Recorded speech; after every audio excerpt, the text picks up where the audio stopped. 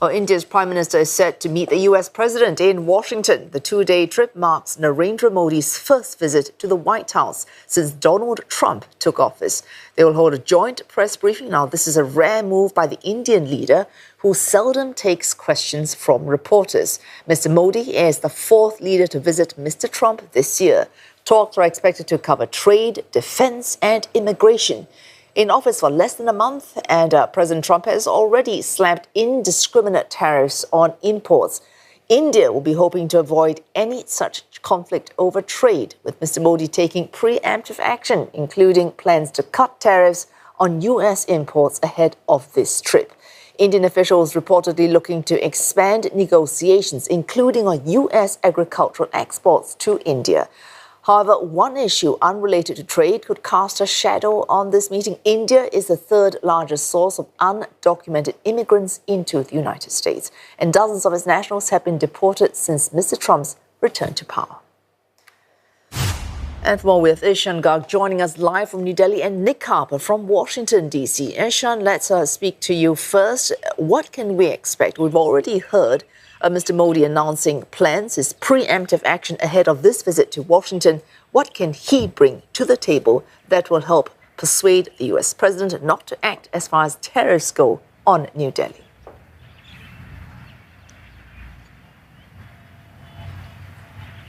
Well, we understand that Prime Minister Narendra Modi and his team of delegates, they have prepared a laundry list, really, of concessions that could be provided to American companies. And the list is actually quite large.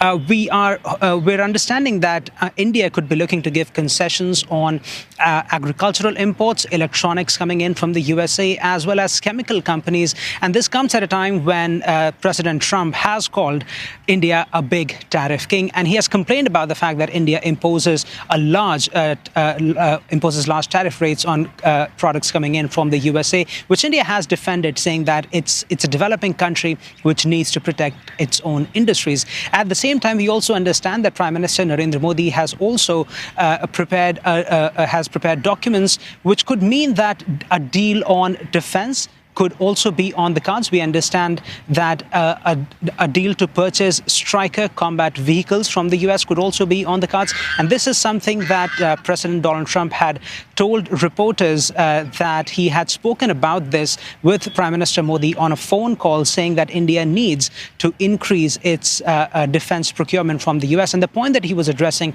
was the fact that India has a major trade surplus with the US. Currently, the number runs at $45 billion, and analysts here are also saying that if India wants to reduce that trade deficit, surplus rather, it needs to purchase more defense equipment and perhaps more liquefied natural gas as well.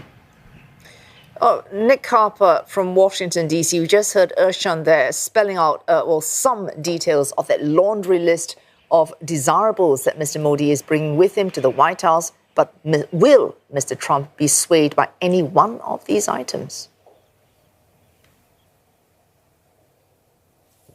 Well, so he could be, but I guess it really depends what he gets. And as we heard from Ishan, there are plenty of things that Narendra Modi is putting on the table for Donald Trump. But for Trump, the big problem for the US president is that trade deficit, that imbalance.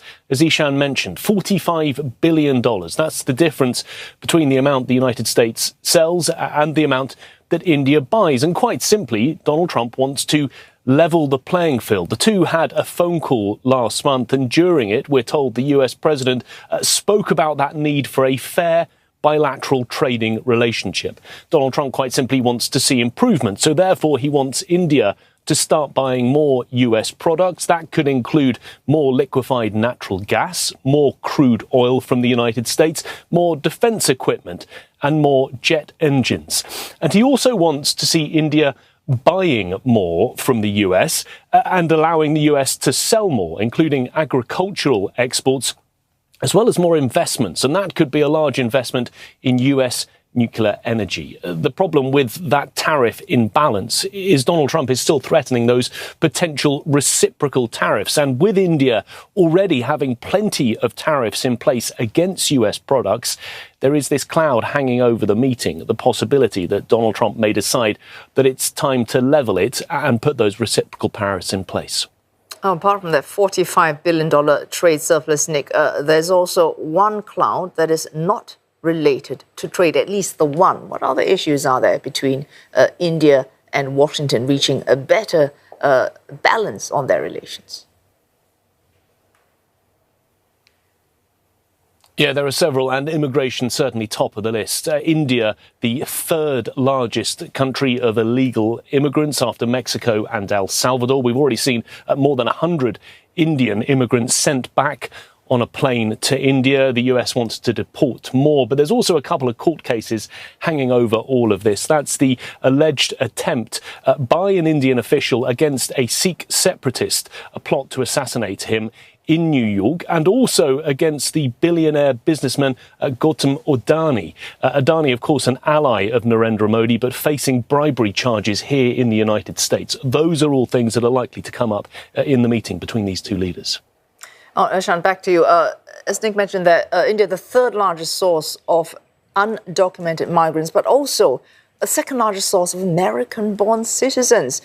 So not surprising, that a recent survey showing more than 40% of Indians still feel that Mr. Trump will be favorable to their country.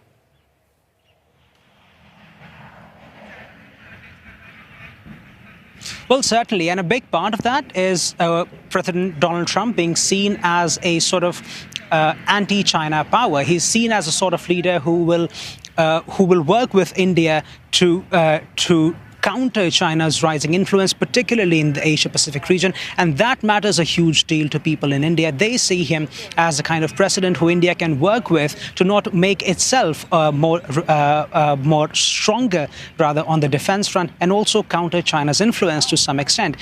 A part of his appeal also is the fact that a large number of Indians generally align with the Republican Party in the US, primarily because a large number of Indian Americans have featured prominently in that party, all the way from the once presidential hopeful Vivek Ramaswamy to the now intelligence director in the United States, Tulsi Gabbard, who, though not an Indian American, comes from the Hindu faith. And that's something people of India value a lot. But what could change this perception of President Donald Trump in India is certainly the fact that he is very hard on illegal migration. And recently, we've seen Indian opposition parties protesting against what they called was inhumane treatment of the deportees who were coming back from the US to India. And if that continues, and if this sort of this kind of policies continues from the US, that could change that image of President Trump in India.